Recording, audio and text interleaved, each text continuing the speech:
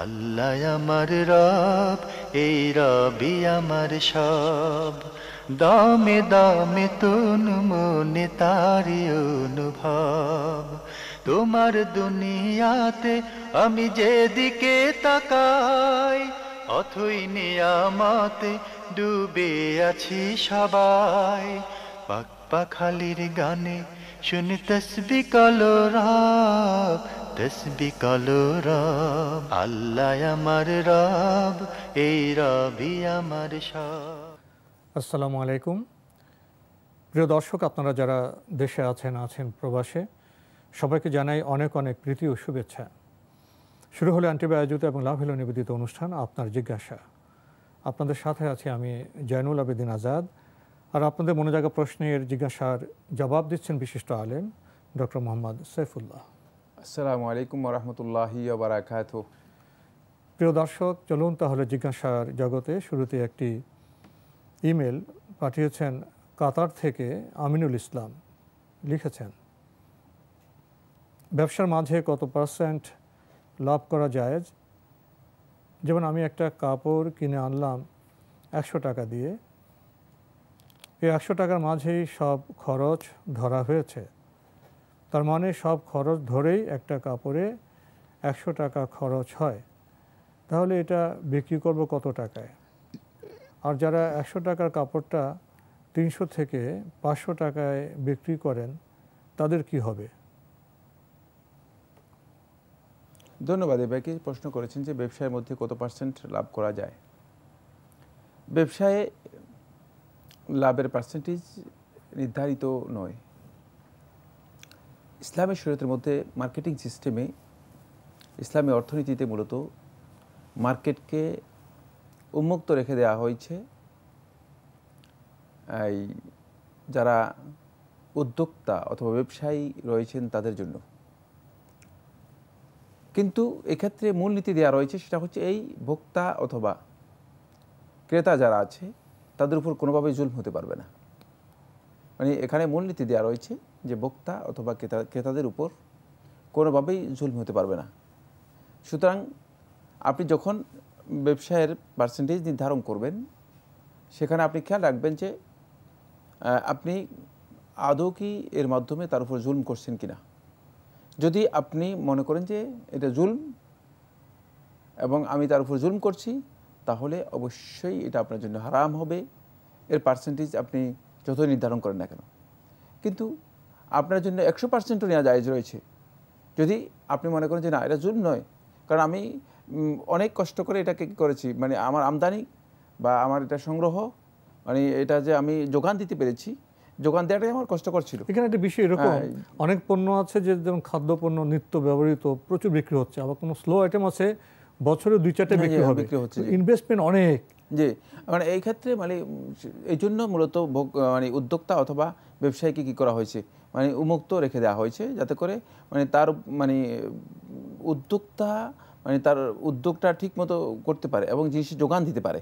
এই জন্য ইসলামী অর্থনীতির মধ্যে মূলত এটাকে ওপেন রাখা হয়েছে। এখন যদি পার্সেন্টেজ নির্ধারণ করে দেওয়া হতো, তাহলে হতে পারে যে তিনি কিনে নিয়ে আসছেন বেশি দিয়ে, বিক্রি করতে হচ্ছে কমে, মানে এক পর্যায়ে এমন একটা অবস্থা হতে পারে। 5% যেটা রেগুলার চলে, খুব চলে 5% আনা, কোনো পণ্য দেখা যায় 100% হতে হবে, এবং ব্যবসায়ী সেক্ষেত্রে ক্ষতিগ্রস্ত হওয়ার সম্ভাবনা রয়েছে। এটা হলো প্রথম। এখানে তাহলে আমি বললাম প্রথমে যেটা শর্ত, সেটা হচ্ছে কোনোভাবেই ক্রেতা অথবা ভোক্তা মানে কি হতে, ভোক্তার উপর কি হতে পারবে না, জুলম হতে পারবে না। এটা হলো প্রথম পয়েন্ট, মানে যেটা খেয়াল রাখতে হবে। মানে বিক্রেতাকে অথবা উদ্যোক্তাকে অথবা ব্যবসায়ীকে যেটা কী করতে হবে, খেয়াল রাখতে হবে তাসঈর অথবা মূল্য নির্ধারণের ক্ষেত্রে অথবা পার্সেন্টেজ, লাভের পার্সেন্টেজ নির্ধারণের ক্ষেত্রে যেটা খেয়াল রাখতে হবে, এটা হলো প্রথম পয়েন্ট। দ্বিতীয় নম্বর যে পয়েন্টটা, সেটা হচ্ছে তাকে আরেকটি বিষয় খেয়াল রাখতে হবে, এমন সেটা হলো ওয়াল উরফু মা ইয়াতাআরাফু আলাইহি নাস। মানে ওরফটা হচ্ছে যেটার উপর মানুষের প্রথা প্রচলন সবাই কি করেছে, একমত হয়ে গিয়েছে, যেটা বাজার থেকে কি করতে পারবে না, মানে ভিন্ন কোনো আচরণ করতে পারবে না। তাকে এটা খেয়াল রাখতে হবে যে পার্সেন্টেজের মধ্যে বাজারকে অনুসরণ করতে হবে। মানে এখন আপনি এককভাবে বাজারে সবাই আপনার একটা জিনিস বিক্রি করতেছে 50 টাকা, আর আপনি সেটা বিক্রি করতেছেন মানে 100 টাকা, তাহলে আপনি কি করলেন, নাজায়েজ কাজ করলেন, আপনি অবৈধ কাজ করলেন।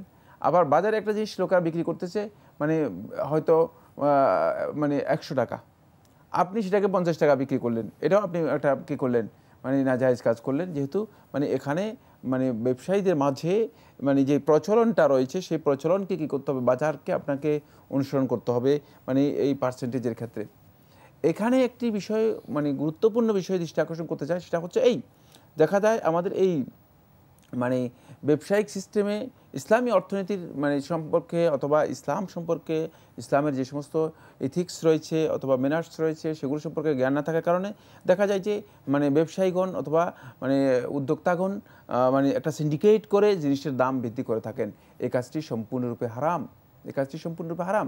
সিন্ডিকেট করে অথবা এহতেকার করে, এহতেকার হচ্ছে স্টক, এহতেকারকে ইসলামী শরীয়তের মধ্যে হারাম করা হয়েছে, মানে বস্তুকে এহতেকার করে, স্টক করে, কৌশল করে এর দাম বৃদ্ধি করা, এর পার্সেন্টেজ বৃদ্ধি করার এই কাজটি যদি করে থাকেন তাহলে অবশ্যই হারাম হবে, কোনো সন্দেহ নেই।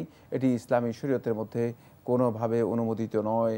এক্ষেত্রে যদি আপনি পার্সেন্টেজ 100% লাভ করেন আপনার জন্য হারাম হবে না, কিন্তু আমি যেই শর্তগুলো বলেছি সেটা আপনাকে অবশ্যই কী করতে হবে, বিবেচনায় রাখতে হবে।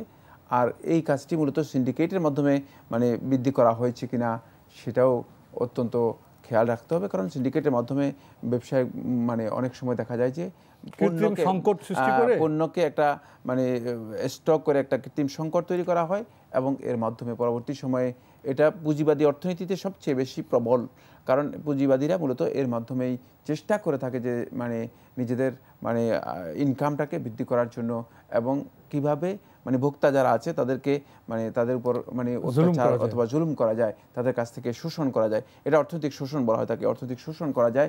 এই অর্থনৈতিক শোষণের জন্য চেষ্টা করে থাকেন পুঁজিবাদী অর্থনীতিতে, এটা রয়েছে, কিন্তু ইসলামী অর্থনীতিতে এটি কোনোভাবেই অনুমোদিত নয়, কোনোভাবেই মানে জুলুম করা যাবে না।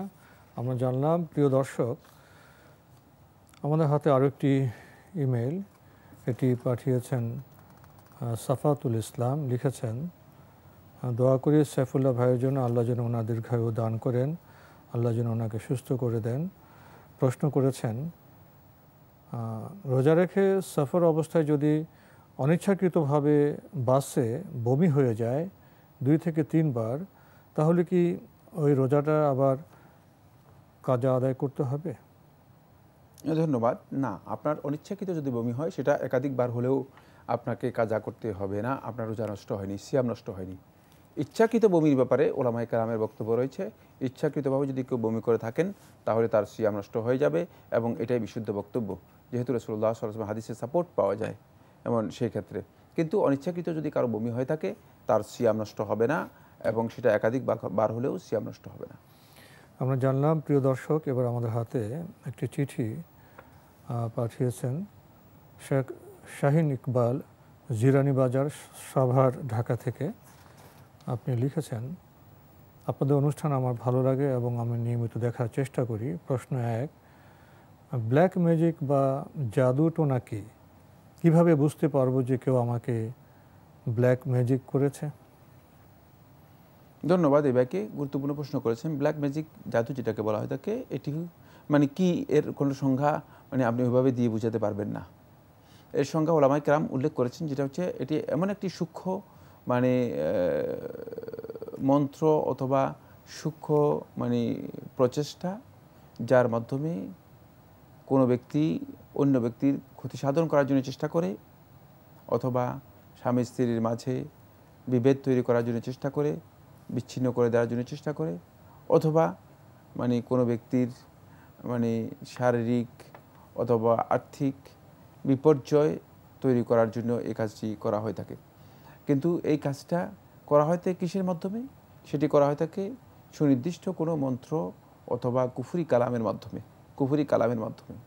এটাকে বলা হয় থাকে জাদু অথবা ব্ল্যাক ম্যাজিক, যেটাই বলেন না কেন, মানে এটি ইসলামী শরীয়তের মধ্যে হারাম সুস্পষ্টভাবে কোরআন কারীমের সূরাতুল বাকারার আয়াতের মাধ্যমে সাব্যস্ত হয়েছে। মানে আল্লাহ তাআলা একেবারে এটাকে স্পষ্ট করে দিয়েছেন যে আয়াতটি আমরা জানি যে হারুত এবং মারুতের যে আয়াতটি কোরআন কারীমের মধ্যে সূরা আল বাকারার মধ্যে ওয়াত্তাবাউ মা তাতলু শায়াতিন আলা মুলকি সুলাইমান, এই আয়াতের মধ্যে স্পষ্ট করে বলা হয়েছে যে এখানে বলা হয়েছে ফালা তাকফুর, তোমরা কুফরি করো না। মানে এই জাদু, এই কাজটি কুফরি। এই আয়াত থেকে বোঝা যাচ্ছে যে এটা যারা করবে সেটা স্বামী স্ত্রীর মধ্যে বন্ধন তৈরি করার জন্য হলেও কুফরি হবে, স্বামী স্ত্রীর মধ্যে বিচ্ছেদ তৈরি করার জন্য হলেও কি হবে, কুফরি হবে। সুতরাং এই কাজটি কোনোভাবেই ইসলামী শরীয়তের মধ্যে জায়েজ নেই, যেটাকে জাদুটোনা বলা হয়ে থাকে। এর হাকিকত যারা জাদুটোনা করে থাকেন তারাই সবচেয়ে ভালো ব্যাখ্যা হয়তো দিতে পারবেন।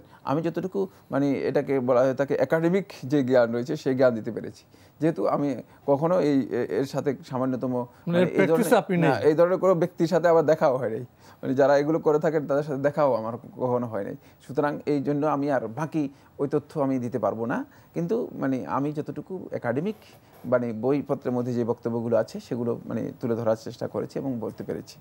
যাই হোক, তবে এর মানে এই বিষয়টি স্বীকৃত যে এর মাধ্যমে মানুষের ক্ষতি সাধন করা হয় এবং ক্ষতিগ্রস্ত হয়ে থাকে। যেহেতু রাসূলুল্লাহ সাল্লাল্লাহু আলাইহি ইসলামকে লাবিদ ইবনুল আসম তার কন্যাদের মাধ্যমে কি করেছেন, জাদু করেছেন, এবং এটা ইহুদিদের একটা বড় ষড়যন্ত্র ছিল আল্লাহ রাসূল সাল্লাল্লাহু আলাইহি ইসলামকে জাদুর মাধ্যমে হত্যা করার জন্য। রাসূলুল্লাহ সাল্লাল্লাহু আলাইহি ওয়াসাল্লামকে জাদু করা হয়েছে। তাই এক্ষেত্রে বোঝা যাচ্ছে যে মূলত জাদুর একটা প্রভাবও রয়েছে এবং জাদুর মাধ্যমে ক্ষতি করার জন্য চেষ্টা করা হয়ে থাকে। তো বোঝা গেল যে মূলত জাদু মানুষের ক্ষতি করাতে, তবে ক্ষতিটা হবে ওমা হুম বিদাররিনা বিহি ইল্লা বিইذনিল্লাহ। এটা আল্লাহ তাআলা কোরআনে কারীমের ওই আয়াতের মধ্যে বলে দিয়েছেন, ওমা হুম বিদাররিনা বিহি ইল্লা বিইذনিল্লাহ। আল্লাহ রাব্বুল আলামিন হুকুম না থাকলে কিন্তু ক্ষতি করার কোনো সুযোগ নেই। তবে মানে ক্ষতির সাথে মূলত আল্লাহ সুবহানাহু ওয়া তাআলার হুকুম অথবা আল্লাহ রাব্বুল আলামিনের ফয়সালার বিষয়টি জড়িত রয়েছে। আল্লাহ আমার রব, এই রবই আমার সব। আল্লাহ আমার রব, এই রবই আমার সব। ভাই শেখ শাহিন ইকবাল, আপনার চিঠি পড়ছিলাম, আপনি আরও লিখেছেন, যদি জাদুটোনা করেই থাকে তার প্রতিকার করব কিভাবে? জাদুটোনার প্রতিকারের বিষয়ে রাসূলুল্লাহ সাল্লাল্লাহু আলাইহি ওয়াসাল্লামের নির্দেশনা রয়েছে, সুন্নাহ এর মধ্যে প্রতিকারের নির্দেশনা রয়েছে, কিভাবে আমরা জাদুটোনা থেকে নিজেরা মুক্তি লাভ করতে পারবো। এ বিষয়ে আমরা সাঈদ ইবনে ওয়াহাব আল কাহতানী রাহিমাহুল্লাহ তাআলা তার লেখা একটা কিতাবই রয়েছে, যেখানে তিনি মানে আল ইলাজ ওয়ার রুকিয়া আর রুকিয়া ওয়াল ইলাজ বিল কোরআন ওয়া সুন্নাহ, কোরআন এবং সুন্নাহর মাধ্যমে চিকিৎসা এবং রুকিয়া ঝাড়ফুঁক যেগুলো রয়েছে সেগুলো থেকে মানে আমরা দেখতে পাই যে চিকিৎসার বিষয় রয়েছে। ওয়াহিদ আব্দুল সালাম আল বালি এর লেখা একটি কিতাব রয়েছে এই বিষয়ের উপর, এবং তিনি এ বিষয়ে বিস্তারিত মানে কিভাবে এটাকে আপনি প্রতিকার করবেন সেগুলো আলোচনা করেছেন। জাদু টোনা থেকে বাঁচার কিভাবে উপায় রয়েছে এ বিষয়ে শেখ আব্দুল আজিজ আব্দুল্লাহ বিন বাজ রাহিমাহুল্লাহ তাআলার একটা ছোট্ট পুস্তিকা রয়েছে, জাদু টোনা থেকে বাঁচার মানে উপায়। শেখ আব্দুল আজিজ আব্দুল্লাহ বিন বাজ রাহিমাহুল্লাহ তাআলা ছোট পুস্তিকার মধ্যে উল্লেখ করেছেন এবং সেটি বাংলানুবাদও হয়েছে, বাংলায় পাওয়া যায়, সেটা সংগ্রহ করে নেওয়ার জন্য চেষ্টা করেন। এর প্রতিকারের বিষয়ে মূলত সুনির্দিষ্ট নির্দেশনা আল্লাহ রাসূল সাল্লাল্লাহু আলাইহি ওয়াসাল্লামের রয়েছে। রাসূলুল্লাহ সাল্লাল্লাহু আলাইহি ওয়াসাল্লামকে যখন জাদু টোনা করা হয়েছিল, রাসূলুল্লাহ সাল্লাল্লাহু আলাইহি ওয়াসাল্লাম ইস্তিআযা মুআওয়াজাতের মাধ্যমে রাসূলুল্লাহ সাল্লাল্লাহু আলাইহি ওয়াসাল্লাম সেখান থেকে মুক্তি লাভ করেছেন। মুআওয়াজাতের মধ্যে সূরাতুল ফালাক, সূরাতুন নাস মানে এবং সূরাত আল ইখলাস মুআওয়াজাতের মধ্যে অন্তর্ভুক্ত। রাসূল সাল্লাল্লাহু আলাইহি ওয়াসাল্লাম এই সূরার আয়াতগুলো পড়েছেন, পরে রাসূলুল্লাহ সাল্লাল্লাহু আলাইহি ওয়াসাল্লাম ফু দিয়েছেন, তারপর রাসূলুল্লাহ সাল্লাল্লাহু আলাইহি ওয়াসাল্লাম সুস্থতা লাভ করেছেন। এভাবে আমরা দেখতে পাই আয়াতুল কুরসি, তারপরে সূরা বাকারার শেষ 2 আয়াত এবং অন্যান্য যে আয়াতগুলো রয়েছে যেগুলোকে মূলত বিভিন্ন সময় উলামায়ে কেরাম তাজরিবার মাধ্যমে যে জাদু টোনা মানে মানুষের মানে খারাপ মানে যে সমস্ত প্রচেষ্টা আছে এগুলো থেকে বাঁচার জন্য মানে যে সমস্ত আয়াতগুলো মানে উলামায়ে কেরাম প্র্যাকটিস করেছেন, দেখা গিয়েছে যে এগুলোর মাধ্যমে তারা জাদু টোনা থেকে নিজেদেরকে মানে বাঁচার একটা প্রতিকার পেয়েছেন। সেইগুলো আমরা সেখান থেকে সংগ্রহ করে জেনে নেওয়ার জন্য চেষ্টা করব, তাহলে এর প্রতিকার আমরা পেয়ে যাব। দুর্ভাগ্যের বিষয় হচ্ছে আমরা এই কাজটা না করে আমরা উল্টা কাজ করি, সেটা হচ্ছে এই যে জাদু টোনার বিষয়টি মনে করেই আমরা চলে যাই, এটাকে কি বলা হয় থাকে ফকিরের কাছে অথবা কোনো দরবারে অথবা কোনো খুনার এটাকে কয় যিনি কোনো খনকার মানে যারা তাবিজ তুমার মানে ব্যবসায়ী যারা আছে তাদের কাছে আমরা চলে যাই এবং দেখা যায় যে আমরা এর মাধ্যমে মানে জাদু টোনার মানে অপোজিটে আমরা দেখা যায় যে শিরকের মধ্যে লিপ্ত হয়ে যাই, মানে তাবিজ তুমার এগুলোর সাথে আমরা নিজেদেরকে সম্পৃক্ত করে নেই। এবং আমাদের একদল উলামায়ে কেরাম মানে তাবিজ তুমার এই সমস্ত কিছু মানে গর্হিত কাজ কুফরি কালাম এগুলো মানে অনেক কিছুকে একেবারে লেজে গোবরে করে শেষ পর্যন্ত দেখা যায় যে মানে তিনি নিজে ঈমান থেকে খারিজ হয়ে যান মানে নিজে জাদু টোনা তো মানে তার হয়তো মানে কিছু শারীরিক ক্ষতি করতে পারতো, কিন্তু শেষ পর্যন্ত দেখা যায় যে তার সবটাই ক্ষতি হয়ে গেল। মানে তিনি ইমান থেকে পর্যন্ত খারিজ হয়ে যাচ্ছেন, কুফরি পর্যন্ত করতেছেন, কুফরি কালামের সাথে জড়িত হয়ে যাচ্ছেন, এমনকি বিসর্জন প্রসাদ মশাদ দিয়ে টিয়ে শেষ পর্যন্ত দেখা যায় যে এই পর্যায়ে তারা চলে যান। দেখা যাচ্ছে যে অনেককে দেখা যায় যে কুফরি কালাম পর্যন্ত করতে হয়, জিনদের আশ্রয় নিতে হয়, মানে জিন হাজিরি করতে হয় ইত্যাদি ইত্যাদি। এগুলো মূলত ইসলামী শরীয়তের মধ্যে গর্হিত কাজ, নিষিদ্ধ কাজ। এগুলোর মাধ্যমে মানে আমাদের জন্য বৈধ নয়, ইমানদার ব্যক্তিদের জন্য বৈধ নয়। জাদু টোনার জন্য প্রতিকার করা, ইমানদার ব্যক্তিগণ এই ধরনের কাজ করতে পারবেন না, বরং ইমানদার ব্যক্তিগণ সুন্নাহ যেভাবে নির্দেশনা দিয়েছে সেটাকে অনুসরণ করবেন। তবে মানে এই ক্ষেত্রে সবচেয়ে উত্তম যে কাজ সেটা হলো এই সকাল সন্ধ্যার আজকারগুলো নিয়মিত করা।